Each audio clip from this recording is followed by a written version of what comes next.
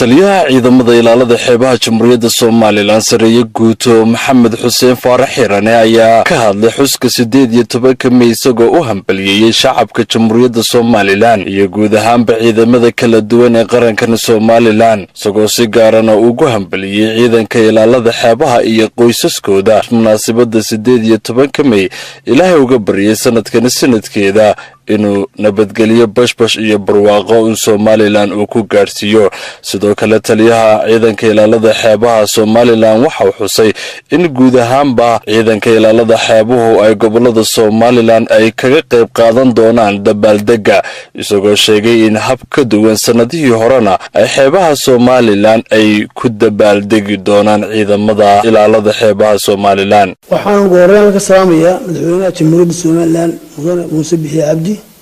madaxweyne ku-xigeenka mudane Cabdiraxmaan Cabdullaahi Ismaaciil Saylici waxaan kaloo ka salaamayaa ummadda shacabka Soomaaliland dhamaantood waxaan ku salaamayaa xuska 18 May 26 sanad guurida 26aad ee 18 May anoo leh sanadkiisa ku gaara barwaaqo iyo caafimaad anigoo ku hadlaya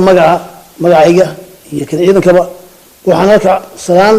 diiran ugu gudbinayaa ciidanka xeebaha meel ay joogaanba dhamaantood dableyda alifleyda saraakiil xigeenka saraakiisha iyo xaasiskooda dhamaantood waxaan leeyahay sanadkiisa ku gaara nabad